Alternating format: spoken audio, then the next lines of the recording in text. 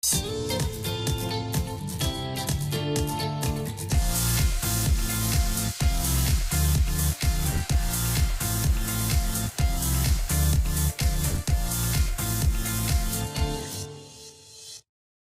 guys, welcome back. Another episode of my ArundelBiz podcast.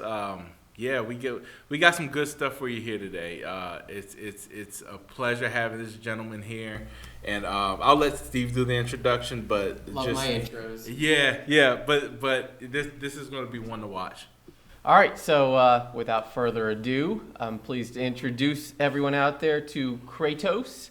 Going to the script here. A business that develops and fields transformative, affordable systems, platforms, and products for national security and communications needs. So there's obviously a lot to that we're looking forward to diving into.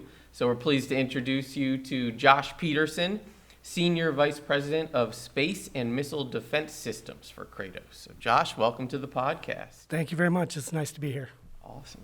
And to kick things off, I know both from some of the folks at our office as well as your website that you guys do a lot of things in a lot of places. I counted up, I think I saw 6 division headquarters, 24 more offices in 12 states across the country, and then 12 international locations covering 10 total countries. So, we're looking at like 30 plus offices there. So given that this episode also is coming out right around annual National Engineers Week, which is late February, and it was created to increase public awareness of and appreciation of the engineering profession and to celebrate the accomplishments of engineers. With all that long-winded intro being said, can you just go right into telling us about what you guys do at your Defense and Rocket Support Services division, which is headquartered right here in Glen, Burnie? Sure, absolutely.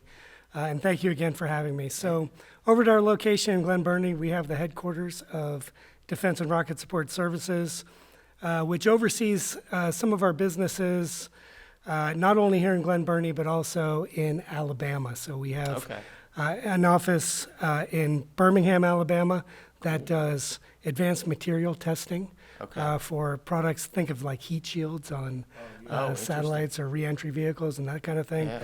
Like we the space shuttle, like tiles on the bottom of the space shuttle. I don't know if they did that specifically, but items like that, a lot of really high-tech materials characterization and testing. Wow. We have a business in Huntsville, Alabama that does some IT services as well as some product development in high-powered lasers and quadcopter type UASs. And then we have a services business up in headquartered in Crystal City that does support services for the Navy, both at the Navy Yard and down in Dahlgren, Virginia. So specifically to Glen Burnie, where I sit, our business, Space and Missile Defense Systems, we focus on rocket systems up at our office. So we build and fly what I like to call multi-stage, guided and unguided rockets for typically test applications supporting the DoD and NASA. And we also make products that support those areas. So, when you think of our rockets, don't think of large, Saturn V or big SpaceX rockets. International Space we're not going to orbit. We're primarily suborbital. Okay. So we focus those products on applications primarily, and historically we've done a lot of surrogate targets for missile defense systems testing. So we'll emulate ballistic missiles for our defensive systems to use as targets to test out their capabilities. Man. In addition to that, more recently, we're getting a lot more into high-speed testing. You guys may have heard about sort of the prevalence of hypersonics in the DoD and around the world. And so we are perfectly positioned and poised to provide high-speed testing for developing and maturing hypersonic technologies. So using our rockets, we can shape trajectories and hit very high speeds. So new technologies such as materials or air-breathing hypersonic engines can be tested and validated in real conditions. Serious stuff. I'm telling you, and that kind of picked up to my question. Just that in itself. What is it? It's an air-breathing hypersonic. Was it air-breathing hypersonic weapon system? Huh? Exactly. So that's a program we're supporting on various levels. We're not specifically a weapon system manufacturer. Right. Haven't been traditionally, not in my group anyway. But we have very capable engineers and experience in areas that can support that field. Yeah. In terms of solid rocket propulsion, and certainly our test capabilities as we're validating and maturing those systems. Right. So this is the thing. So it must be a kick to come to work every single day, just to kind of be around the technology and just to kind of see those things. So I gotta be honest with you. I would walk into you guys' building and I just tell my kids like I'm Tony Stark or something. Yeah. I just walk in and just be like, yeah, that's very important. And then they, kick me out the house. And I'd want to take pictures of everything Grayson knows, and I'd probably get arrested for that. So, yep. But with that being said, engineering and all that, why is it so? I guess why is it so important to this area? What's your feeling about that? About its importance to this area and to the field itself? Okay, so one of the things that's really, really exciting about what I get to do and what my team gets to do is we go right from requirements for a test or an airspeed or something that people want to look at. We go right from those requirements. We design the vehicle using combinations of different rocket motors that are either government surplus or commercial. Mm-hmm. We figure out ways to put them together and to fly them to these trajectories. Mm-hmm. We'll identify hardware that we've already built to put them together or design new right there. We'll test it, and then we'll send it out for manufacturing. Wow. We'll get that hardware back, put it together, test it out, and then send it out towards the launch ranges to be put together and launched by our guys. So, I really wanted to stress that it's a very exciting and dynamic environment, and one of the keys for our engineers in particular is you get to see and touch and be a part of every aspect of that process, right from initially deciding how we're going to solve a problem to seeing that rocket fly and seeing the results. So you're really in it from the beginning to the end. Yeah, cradle to grave is what we like to say. Yeah. And everybody's got a piece. And any one person around our office can talk about a mission and describe a way that they contributed. That's really and we're doing 4 to maybe 12 launch vehicles a year. So there's a lot of it's very dynamic and it's very exciting So kind of for everybody there. cradle to grave concept to launch, Uh-huh. kind of. So Grayson and I, we do a lot of like marketing plans and stuff. It kind of makes that sound super boring. Yeah, well, you mentioned about your kids. Yeah. I don't know if your kids are anything like mine, but anything I do is straight boring. Yeah. It doesn't matter what I say. You always have to spice it up a little bit. I could actually shouldn't be, though. I could be in the Iron Man suit and Right. I'd be the most boring dad ever. Oh, that's Dad. Yeah. It's Tom Brady's kids. It's the same deal. Right. Yeah. It's all the same. So is this? I'm sorry. So does the launching? Does some of that or a lot of that happen from Wallops Island? So we've done Okay. some launches on Wallops Island, and I believe we'll be doing a lot more in the future. We have 1 or 2 lined up this year and or next. Yeah. We also launched, that's one of the other exciting things, we've launched recently in France. Oh, Our wow. teams have gone to Scotland to launch. And primarily we launch out of Kauai, Hawaii, so on the far west, Nice. That's west not a point of bad the United excuse for a States. business trip there. Okay. Yeah. Yeah. So a lot of great, exciting places to go launch. That's I awesome. told you we should have did this Yeah. pod Yeah, we on could've done this. location. They got too many locations. Oh man, Should have scouted your guys' locations more. Hawaii. Get us all a free trip to Hawaii. That'd be cool. But to jump in on your question about Anne Arundel County and why it's so Yeah. important here, as a location, it's been excellent for us in terms of logistical access to BWI Airport, Wallops Island for our launches there. Yeah. We have access to, great universities, great students, Right. a great talent pool. Yeah. We're close to other large defense Certainly. primes and suppliers like Northrop Grumman and Lockheed Martin, Right. as well as a lot of really, really great other businesses that complement our work. And also, what we found is, so we don't actually do any of the actual metal cutting manufacturing. I was about to actually we ask design that and if- send Okay. those parts out.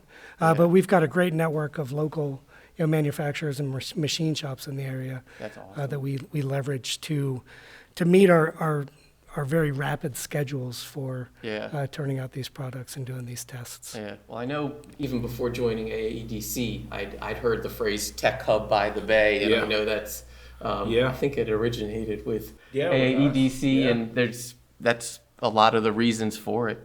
And then I guess also you touched on the strong university system, and again with Engineering Week in mind, I'd actually asked our research manager, who can find an answer to pretty much any numbers related question if it exists. Right. But so I asked him, looking forward to this podcast, if he could give me a rough number of how many quote unquote engineers are employed in Anne Arundel County.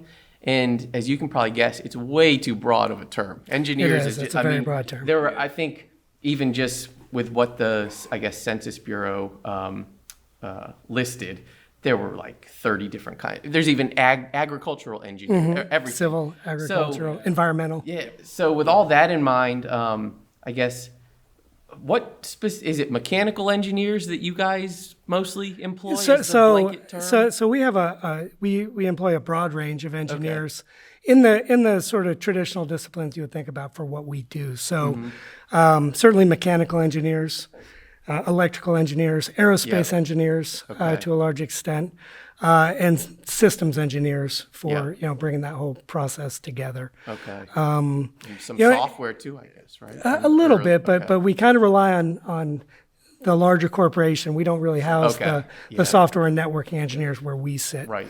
But it's interesting because what we have found is that good engineers are good engineers are good engineers. So some of our lead designers, mechanical designers, are former aerospace engineers by education. Or I have one, top-notch mechanical designer who's a chemical engineer by by initial education. Very cool.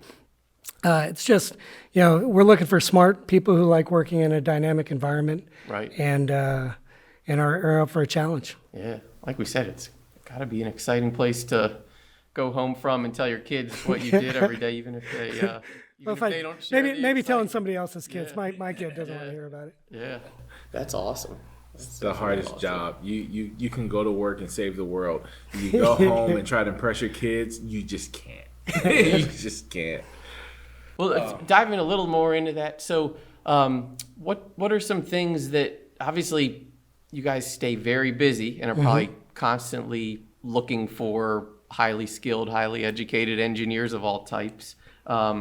What's some stuff that Kratos does to kind of, make itself attractive? As I'm kind of picturing, you always hear about Silicon Valley at the start, having to put in whatever, like huge cafeterias and, making it like a vacation at work, basically. What's some stuff that you guys do to recruit and retain? Yeah, so we've really just we're more and more we're doing more and more recruiting, more collaborating with universities to try to attract that exciting talent. In fact, as I was talking to you before the interview, we just had the Rocket Club from the University of Maryland over. We gave them a tour of the facility and let them present to us some of the really exciting work that these kids are doing, and it's pretty amazing. The things they're getting into. So what I'm probably most proudest of at our facility over here in Glen, Burnie is our retention rate. And I can't say there's anything particularly special that we do in terms of break rooms or pool tables, but I do like to say we have an amazing open collaborative environment where people are working together talking, solving problems together. Yeah. There's an atmosphere of kind of family, and that we take care of each other, Right. and we're all in it for the team. Yeah. And so, I'm very proud of that. So I like to think that at our location, it's largely the atmosphere and the environment we've generated that makes people want to join the team, and then Like you were saying makes our before, retention so high. if you know, through the journey of building this thing that's going to launch, your opinion counted here and you had some input here. I think that's kind of true, whatever type of business you're working at. If you're knowing that you're part of a team and really can have some ownership of it. Yeah, a lot of our younger engineers too. They actually spend time together, personal time together, which is very nice. They've recently started a group exercise afternoon where they all get together and do some exercising and just things like that to keep everybody collaborating and getting to know each other and knowing each other better. Right. So yeah, it's something that I think is very special about our location. Cool. So with that being said, I have a two-part question. So what's your favorite thing about working there? And also, what's your favorite thing about the area? Okay, so what I like probably the best about working there, and it's probably something that a lot of people in the office like, is just what I said, the communication. So in our location, I'm walking around every day talking to everybody. My boss, the division president, is right down the hall. And he reports directly to the CEO. So one thing that's special about Kratos is that sort of access and that feeling that your thoughts and your contributions are being seen and appreciated, and they're really contributing to the end goal, not only for our products as we go fly them, but as the company progresses, and our contributions to national security. Right. Gives you a personal stock. Yeah, you're very. It's very personal, and you get that sense that you're contributing and you're providing.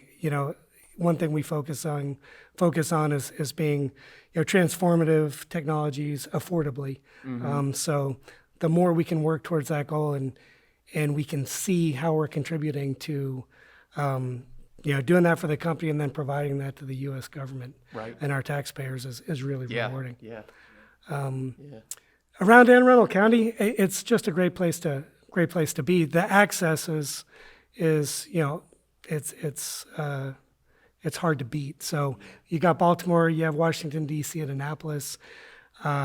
Access to waterways for water sports. I don't specifically have a boat, but I do have a kayak. Yep. So opportunities to kayak. Yep. The ocean is close by. You can head west and get to the mountains if you want to. Yep. Professional sports teams. We got the Ravens and the Orioles up in Baltimore, and we got all four professional sports areas covered down in D.C. Right. And for me specifically, I do a little bit of cycling, so the bike trails are unmatched. I used to ride right past here on the B&A trail up and around the airport, getting my exercise. So I think just having all of those various activities available when you need them and not overcrowded is great. Yeah. And I also like to get down to Annapolis from time to time and walk around down there. It's a nice atmosphere. Not to give them too huge of a plug, but we were recently, a couple of us were at the grand unveiling of the 2023 Visit Annapolis and Anne Arundel County Visitors Guide. And I enjoyed paging through the whole thing. And to your point, pretty much any activity you can think of, you can do within probably max a 30-minute drive of your house. And I think having grown up in Annapolis, I've somewhat taken that for granted. And I went to grad school out in Iowa, and I was like, okay, there's even out there, there's a farmer's market to go to, one farmer's market to go to on the weekends. There's like one place to go see a AAA baseball team, and that's the one sport there. No water to go paddle boarding on. It's no place to go to comedy shows. Probably, there's and sometimes you take it for granted. Just how many things are within Definitely. easy reach. So good for business and for fun. Yep. I guess is the, Yeah. the take home there. So I guess last but not least, what's ahead for Kratos? Obviously, you're growing by leaps and bounds. It seems like from the outside perspective. Where do you guys see the company in 5 years, maybe something? You know, I think it's very exciting. We're going to continue to do the things we have been doing that's sort of gained this attention. Transformative, affordable technologies delivered to our warfighters or to validate national security systems and further those interests. So I think you can look for some exciting things in unmanned aerial vehicles like unmanned aircraft from some of our other divisions. In our space training and cyber division has a lot of very exciting satellite communication products and things that are going on. So I think a lot of exciting things on the horizon for Kratos. For my business unit specifically, in the next year to 2 years, we're going to be testing a set of new rocket motors that we've designed in-house, or we've worked with a partner to bring to market, which we'll be testing out here in the next few months on the ground, and then we'll be doing a flight test hopefully later on this year, and then further excursions into hypersonics. We've unveiled a Iranese, what we call the Iranese. It's a hypersonic testbed vehicle that's going to allow more rapid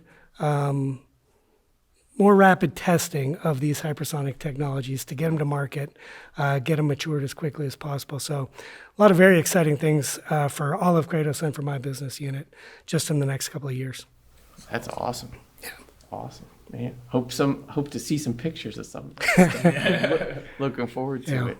Well, I guess just to close up, thanks for joining us. Obviously, it was a pleasure. Telling us Thank so you very much much about Kratos, and also just obviously how exciting, as we were saying, and interesting career in any field of engineering, but especially some of the ones you mentioned can be. And if you're an engineer, you can do just about anything. Yeah, if you can show that's a people, good message. you can solve problems. So, as a plug for Engineering Week, I have an engineering background, and I don't think you can go wrong. That's great.